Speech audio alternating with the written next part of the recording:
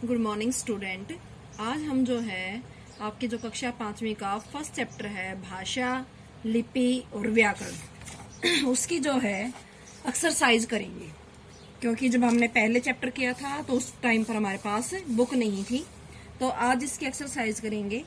ये जो है क्वेश्चन आंसर आप कर चुके होंगे। भाषा किसे कहते हैं? तो विचारों के आदान प्रदान को भाषा कहते हैं।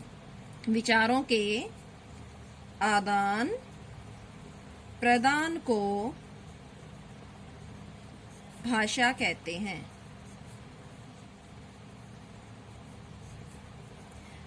जिन बच्चों ने बुक में ये कर रखे हैं, नोटबुक में सॉरी, उनको जो है अब दोबारा करने की जरूरत नहीं है, वो आप सीधा अपनी बुक में करें। अब सेकंड है लिपि किसे कहते हैं। देखो मैंने आपको बताया था कि भाषा को लिखने के लिए कुछ चिन्ह निर्धारित किए गए हैं, उन्हें हम क्या कहते हैं? लिपि। तो क्या हो जाएगा? लिखाई के चिन्हों को, वो डेफिनेशन थोड़ी सी बड़ी हो जाएगी कि भाषा को लिखने के लिए कुछ चिन्ह निर्धारित किए गए हैं, उन्हें लिपि कहते हैं, या लिखाई के चिन्हों को लिपि कहते हैं। थर्ड है आपका बोली से आप क्या समझते हैं। तो बोली क्या है? भाषा का क्षेत्रीय रूप है। तो भाषा के क्षेत्रीय रूप को बोली कहते हैं। बताया था आपको कि एक सीमित क्षेत्र में बोली जाती है। क्षेत्रीय रूप को बोली कहते हैं।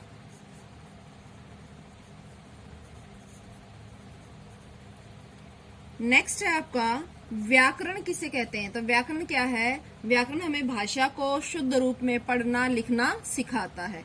तो व्याकरण भाषा के शुद्ध रूप का ज्ञान कराता है। व्याकरण भाषा के शुद्ध रूप का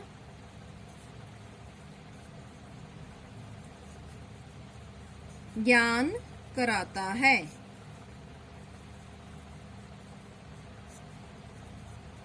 ये हो गई आपकी जो ऊपर डेफिनेशन दी गई थी वे। अब भाषा का उचित लिपि से मिलान कीजिए। देखो हिंदी जो है किस में लिखी जाती है? देवनागरी में। मैच कर दो। अंग्रेजी किस में लिखी जाती है? रोमन में। ठीक है। अब संस्कृत किस में लिखी जाती है? वो भी देवनागरी में लिखी जाती है। उर्दू किस में लिखी जाती है? आपकी उर्दू जो है फारसी में लिखी जाती है। पंजाबी किस में लिखी जाती है? गुरुमुखी में लिखी जाती है। और फ्रेंच किस में लिखी जाती है? रोमन में लिखी जाती है। तो इस तरह से आप जो है उसको मैचिट कर देना, या आप नंबरिंग डाल देना। जैसे हिंदी की देवनागरी सेकंड हो गया, अंग्रेजी की रोमन आपका ये लास्ट हो गया 5th। उसके बाद नेक्स्ट है सही वाक्यों के सामने सही का तथा गलत वाक्यों के सामने गलत का निशान लगाइए। भाषा के 2 रूप होते हैं। कौन कितने रूप होते हैं भाषा के? मान्य रूप 2 ही हैं, मौखिक और लिखित। तो ये क्या हो जाएगा? सही। संसार की सभी भाषाओं की लिपि एक है? नहीं। देखो ऊपर इतनी सारी भाषा दी गई है, ये तो आपने सिर्फ जो है इंडिया की ही है, तो संसार की तो बहुत सारी भाषाएं हो जाती हैं और सबकी लिपि अलग है। तो ये क्या हो जाएगा? गलत हो जाएगा।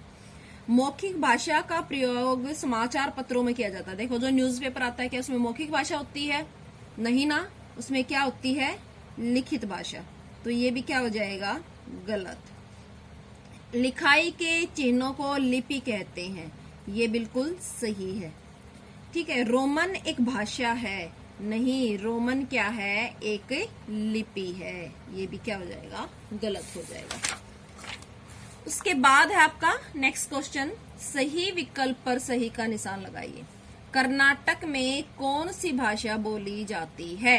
अब कर्नाटक में देखो तमिल तमिलनाडु में, तेलुगु केरल में, कन्नड़ तेलुगु आती है आपकी तेलंगाना, और कन्नड़ आ गई कर्नाटक। ठीक है। और मलयालम आ गई केरल। तो तमिल कहाँ बोली जाएगी? तमिलनाडु, तेलुगु तेलंगाना, कन्नड़ कर्नाटक, मलयालम केरल। अंग्रेजी की लिपि है देवनागरी, रोमन, अंग्रेजी और अमेरिकी। तो अंग्रेजी की लिपि क्या है हमारी? रोमन। लिखित भाषा का प्रयोग होता है। देखो लिखित भाषा, क्या मोबाइल पर लिखित भाषा प्रयोग करते हैं, रेडियो पर सुनते हैं, बातचीत में भी मौखिक होती है, मोबाइल पर भी। तो क्या बचा, पुस्तक हमारा। विश्व हिंदी दिवस कब मनाया जाता है? देखो विश्व हिंदी दिवस पूछा है इसने जो है हिंदी दिवस नहीं पूछा। तो सारे संसार में हिंदी दिवस मनाया जाता है 10 जनवरी को, और सिर्फ हिंदी दिवस पूछा जाए तो 14 सितंबर। पर यहाँ विश्व हिंदी दिवस पूछा है तो 10 जनवरी।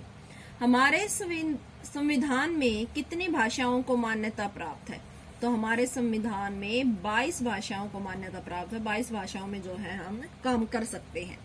अब देखो यहाँ एक वर्ग पहेली दी गई है। इस वर्ग पहेली में जो है कि कुछ भाषाएं दी गई हैं, उनको जो है छांटकर हमने लिखना है, और वो कहाँ बोली जाती है ये लिखना। देखो सबसे पहले हमारा बन जाता है मलयालम।